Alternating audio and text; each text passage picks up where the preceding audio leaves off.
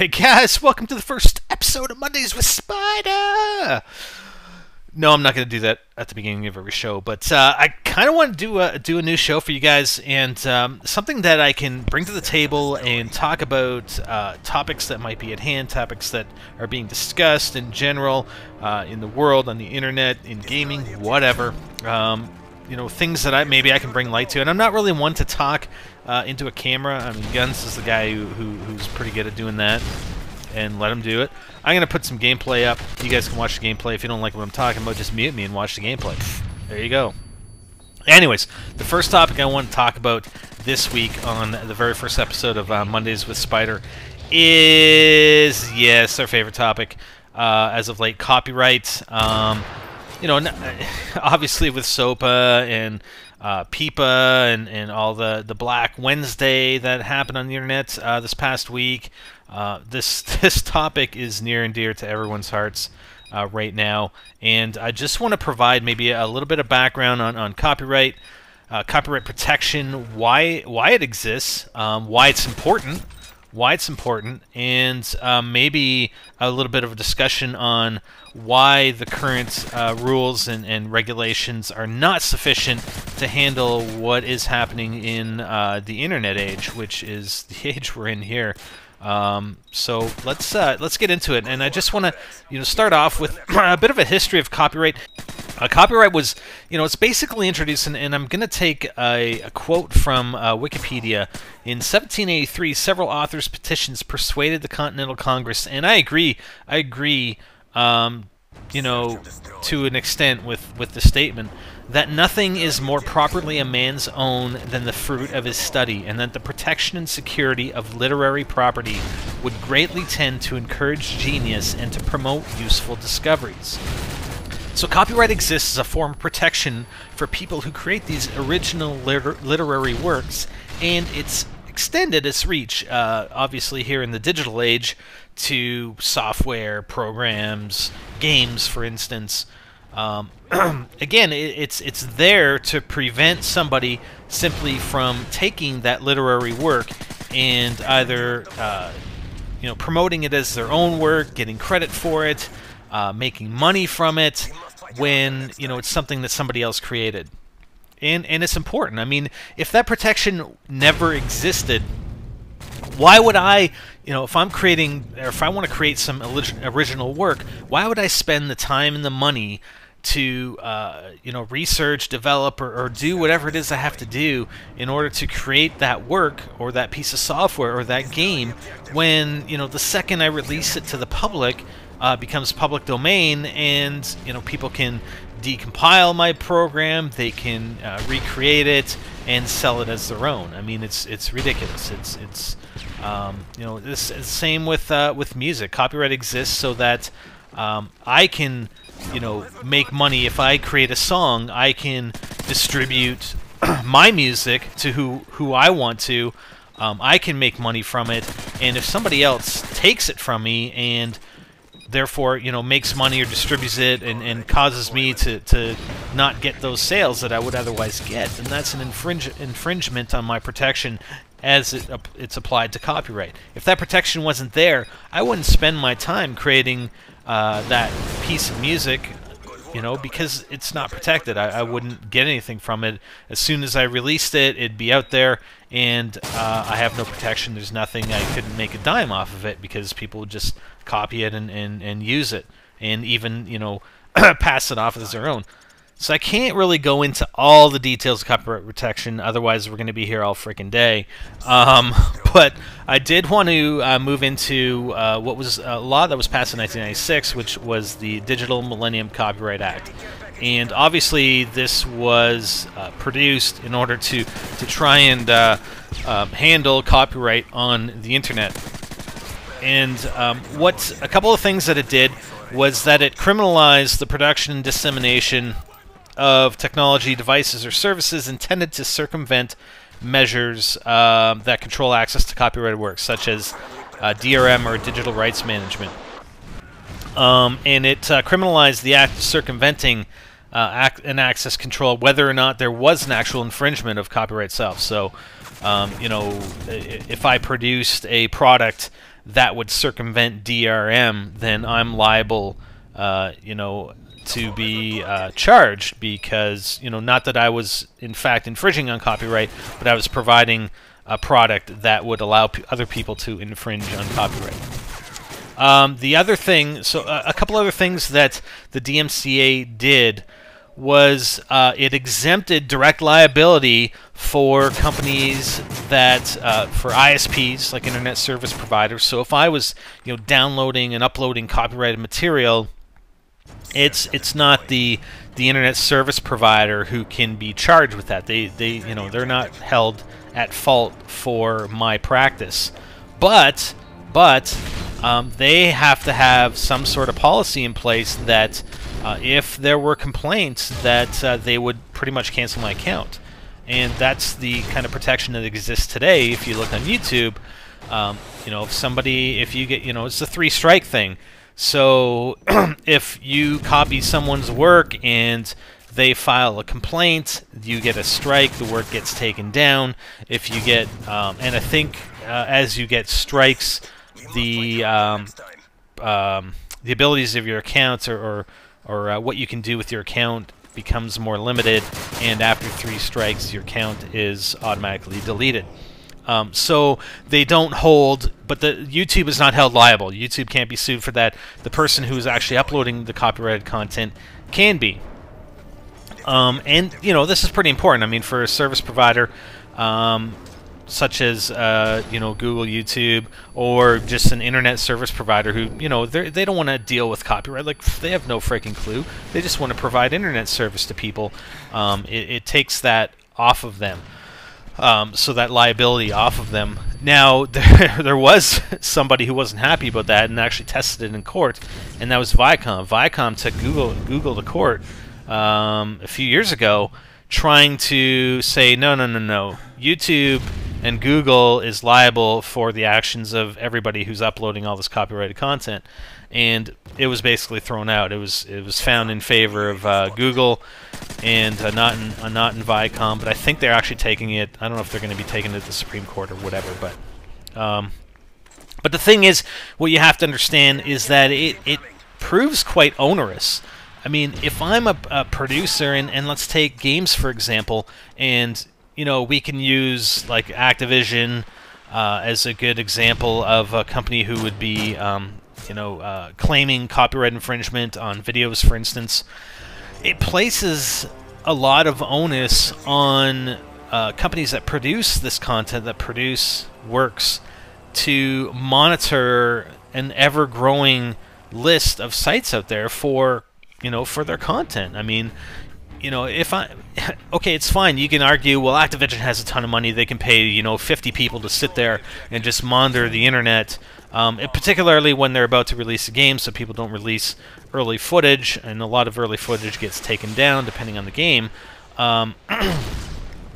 They got to have like an army of people, you know, watching these videos. So it is very, very onerous on the publisher and the developer to monitor that, and then they got to make claims to every site. The method and way you make those claims may be different every single time.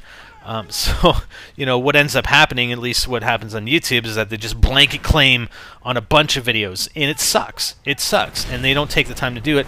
But, you know, who am I to argue that, you know, they should have to afford 50 people to sit around all day and find that content? I mean, you know, yeah, they just do it based on title or whatever, and then when you counterclaim, I mean, the counterclaim, it goes back to, you know, Activision. If Activision doesn't do anything with it for 2 weeks, then you get your video put back up on YouTube, for instance. So that's sort of what the Digital Millennium Copyright has enacted. That was in 1996. You know, unfortunately, lawmakers and politicians, they don't act in internet time, and half of them don't even know what the hell's going on.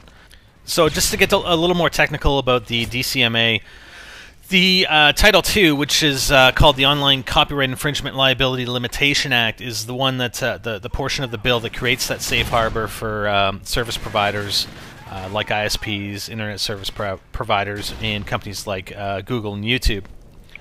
but only, it provides them protection against liability only if they adhere to and qualify for certain prescribed safe harbor guidelines and promptly block access to allegedly infringing material if they receive a notification claiming infringement. And it also provides for the counter notification process as well. Now the problem is, and obviously if you guys are up to speed on what's happened over at MegaUpload, they didn't follow the rules. They were getting rich on providing access to all this copyrighted material. There were like literally, I don't know how many claims I read were actually made on infringing material, and the stuff that that the feds actually got a hold of, emails and everything. Like this was a multi-year investigation on, I believe, on MegaUpload across multiple countries, and some of the stuff that came back is quite staggering. I mean, these guys were promoting copyright infringement on their site, and they weren't following the guidelines set out by DCMA. DMCA, sorry. So, yeah, they got busted. They got busted. All their stuff was confiscated, and I saw videos on it. Like, people are like, oh, they got all your personal information. I'm like, yeah, you know what? Copyright infringement is illegal. It's illegal. The way it is, right now, as of right now, downloading copyrighted material is freaking illegal, whether you like it or not. It doesn't matter. You can argue that it should be free. You can argue that you should be able to download it. I don't really give a crap. It's still illegal. It doesn't matter.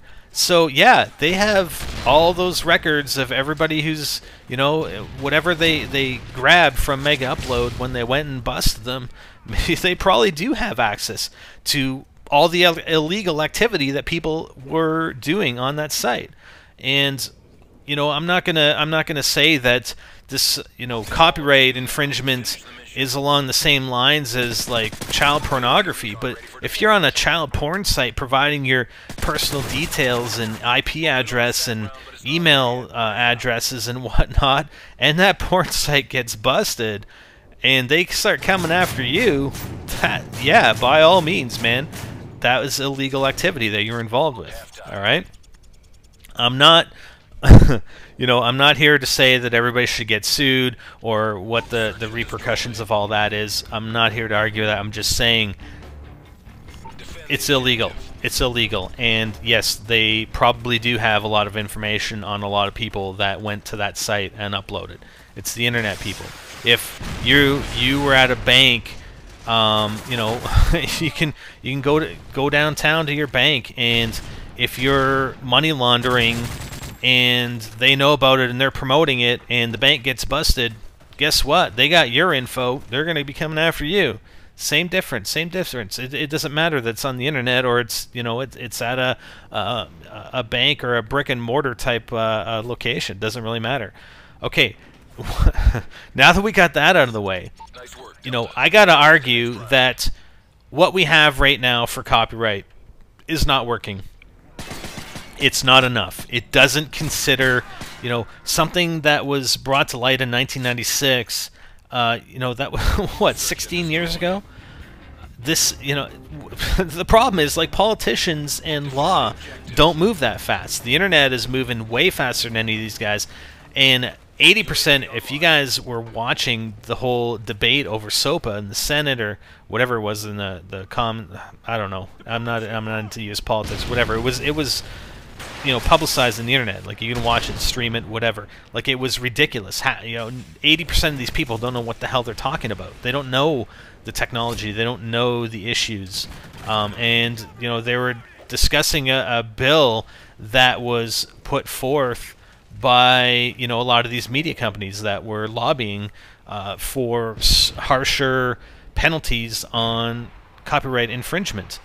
And the whole situation with MegaUpload, the U.S. government and other governments in the world, and it wasn't that they acted alone. They were acting in concert with other governments to bust these guys at MegaUpload. Okay, they still have the ability to go after these companies. They, you know, the DMCA and the original copyright laws give them that right. It's just difficult. It's just difficult. What SOPA was designed to do was to make it easier, a lot easier. All right, and I'm not necessarily agreeing with SOPA. I do agree that we need to do something here with copyright. I think it needs to be reformed. I think it needs to be reformed in a big way. But that was the deal with MegaUpload, and you know they weren't in accordance with the DMCA. That's it. They were illegally, you know, they were in business illegally. So where do we go from here? Well, we need to change things. We need to change copyright. And I'm going to give you an example of something that is being done currently, and this is specifically on YouTube, that is a real step forward for this topic. YouTube right now has a system in place, and they have deals with a lot of media companies that will, you know, let's say you do a montage and you want to put a song on it, an audio track on it that's copyright material, you know, a mainstream track that you want to put over top your montage. Well, if you upload that on YouTube and it's something, you know, they have a deal with the media company who publishes that song, they do a content ID match, and they place an ad on your video. And that ad, the revenue from that ad, gets paid to the media company. That's awesome. That's a freaking awesome solution. You know, where people are able to use that content. They're actually doing something with it that is furthering the content. It's not just, you know, they're placing the song on a site so that other people can download. They're actually creating something. Yes, they're using the song. It is copyright infringement as it stands today, but because of these deals that are in place, that money actually goes back to the holders of the copyright. That is, man, that's where we should be heading. And that's just one example. And, you know, obviously it's easier to do that on YouTube than it would be like on a peer-to-peer type application or program. I'm not sure how that would work, but it's a step in the right direction. I think we need to make more steps in that direction. And there are a bunch of things that were sort of put forth. Actually, if you look at, I've got a link here in the description to alternative compensation systems on Wikipedia, and there's a few examples, like an artistic freedom voucher, so people would have access to a refundable tax credit for purchasing copyrighted material as part of a group or a system that copyright owners become a part of. So if I go and purchase $50 worth of content, I get a refundable tax credit on my income taxes that year for that $50, so I don't get taxed on that $50. So there's also, you know, some donation-based stuff that's been happening as well, and some of it has been successful, some of it has not. I know there have been some things, I'm not sure if it's just music or even as well as games even, that are posted on the internet. Hey, download it and pay what you think you want to pay for it. You know what? You can have it and just give us a donation of what you think it's worth to you. Like I said, they've been quasi-successful. The other thing, and the other argument that I hear, is that, you know, piracy, and piracy kind of ties into copyright infringement. You know, a certain level of piracy is an effective tool for marketing a product or a game or whatever. I can agree with that. I can agree that, you know, a certain level of piracy allows people who may not have otherwise been exposed to the game to play the game. Maybe they end up buying it. Maybe other people see them playing it. Other people buy it. I can agree that that helps promote the game, helps market the game, but you know, as it stands now, I can't sit here and condone an illegal activity for promotion of a product. You know, until the rules change, that's borderline. So one other argument I want to make here is that there are differences in the media that we're talking about, and that's going to have to be taken into consideration when we look at, okay, how are we going to solve things? How are we going to solve it? How are we going to make these changes? You know, and I'm going to use gaming as an example, all right? So if let's say I, you know, download a music track or a television program or a movie, and I post it on the internet for other people to see. Other people go and watch the movie, go watch the television show, and you know, they're not going to go and purchase it to watch. Maybe they wouldn't have watched it in the first place. Maybe they would have eventually. Who knows? But I've removed that option. They've already seen it. Chances are they're not going to go out and buy it. They're not going to pay money to see it. So I am infringing on the ability of the producer of that content from potentially making a sale. All right, it's not a guaranteed sale, but it's definitely probably not going to happen for sure now that they've seen it on YouTube or on the internet. So that's pretty cut and dry. When we're talking about gaming, gaming is, you know, in my opinion, it's entirely different. You know, if I go, you know, a movie is meant to be watched. A game is meant to be interactive. I'm interacting with the game. I mean, there may be people that will watch an entire series of game videos and then say, well, you know, I watched them play it, but you know, I'm not going to go out and buy it. But I think that's a huge minority, and I think publishers and developers obviously realize the advantages of such a community and all these videos that are appearing on YouTube. I mean, hell, you know, Modern Warfare 3, you can upload videos directly from the game to YouTube. These guys are embracing it, okay? They know that they're getting more sales because these videos are on YouTube. Way more so than the sales they're losing because of people that might watch it and therefore not buy the game because they've seen it and you know, they're not into the interactive thing. I mean, I think it's an entirely different realm. I think there should be provisions of whatever that's brought forth by whoever, and this is beyond me. I mean, if you guys have you know, recommendations or thoughts or whatever on how you think things should work with a mind for providing some form of compensation to these people. If you guys put something forth that completely removes compensation to copyright holders, it's not going to fly. And, you know, even if, let's say something like that passes, people aren't going to produce that material. I mean, there's no protection for them. I mean, they, you know, these guys that spend years developing this stuff, or, you know, developing games, or you know, creating music and creating books for all of us to enjoy, they need some sort of protection. You know, something, somehow that they get compensated in some fashion or other. I don't know. Like I said, going back to the YouTube example, it's a perfect example of that. So, you know, with gaming, I think we're adding a hell of a lot of value. We're adding community to these games, and, you know, these publishers have embraced it. And I think anything that gets put forth should be defined by media type. You know, music, I think music and film should be sort of its own category. Maybe there's some differences there. Gaming and should be it's another category. You know, software applications should be another category, for instance. So I really think that needs to be taken into consideration. You know, although I will argue that producing gameplay videos prior to the release of said game should still be wrong. I mean, you know, if I'm a publisher and I'm producing a game and I have, you know, millions of dollars tied into a marketing campaign, and I got some dumbass posting content of my game prior to release, you know, not according to my marketing schedule, that's an issue. That's an issue. That's going to impact my marketing.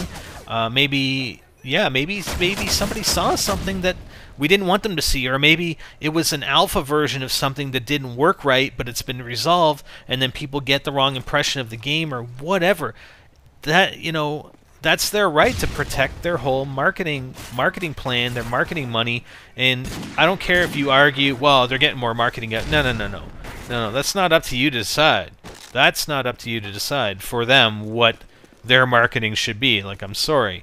And I also think that the DMCA, DCMA, DMCA, yeah, the DMCA process, I think should be even a little bit more stringent because, you know, there are people that have posted this stuff, you know, created multiple accounts or created separate accounts from their existing ones because they don't want their existing ones to get shut down, but that should be easily traced back to those guys.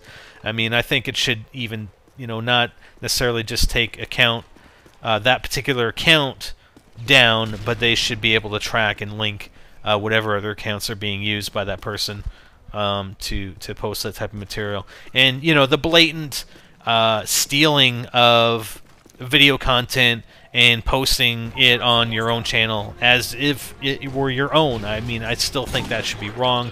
I still think that infringes on copyright, whether it's gameplay footage or whatever. It doesn't matter. I mean, if you're just blatantly copying the entire piece and posting it up on your own channel as your own, what?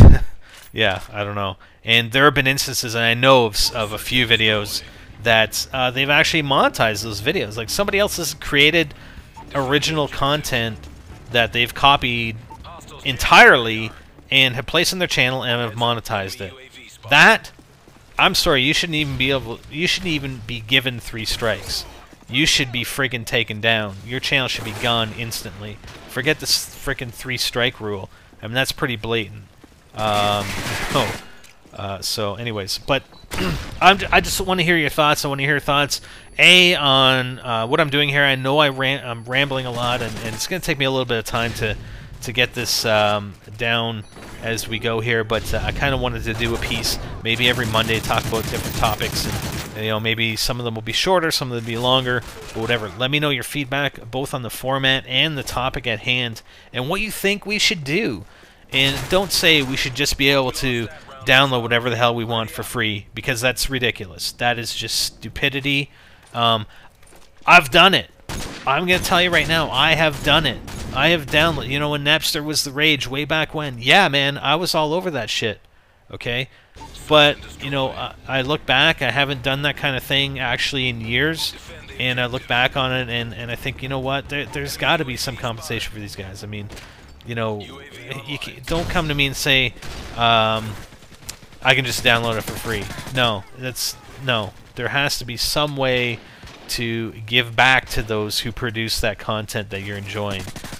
You know, for us, producing videos on YouTube, we get compensated from the ads. And we even get people complaining about the ads. It's like, well, what WTF, you know?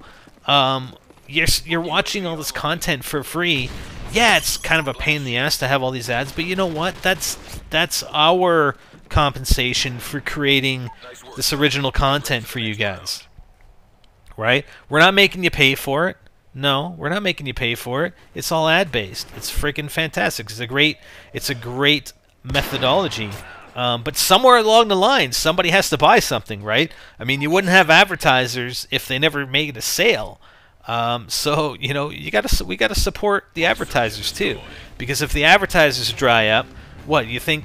You know, I can't spend 80, 90 hours a week producing content and working, you know, on back-end stuff to produce content for you guys if we can't monetize it in some fashion. Like I'm sorry. I mean, maybe we can do it as a hobby, and while I'll be doing something else, and you're gonna get, you know, 1/10 or 1/20th of the content that we would otherwise produce. But because we can monetize it, it's such a fantastic opportunity and way for us to be with you more. And I hope you guys realize that, and I hope you guys understand that, and you know, it's all free. You don't have to pay a friggin' dime other than your bandwidth or your internet provider. You pay them and bandwidth, but other than that, it's entirely free. So, and maybe that's a model. I don't know how you would incorporate that to copyright material in some fashion. I don't know. You know, no idea. But I really look forward to hearing from you guys. What do you guys think? I'm sorry this has gone on for nearly 30 minutes, But you know, I just wanted to talk with you guys and give you my thoughts and maybe a little bit of background on copyright. Anyways, that's it for my first Mondays with Spider. Hope you guys enjoyed, and come back next week.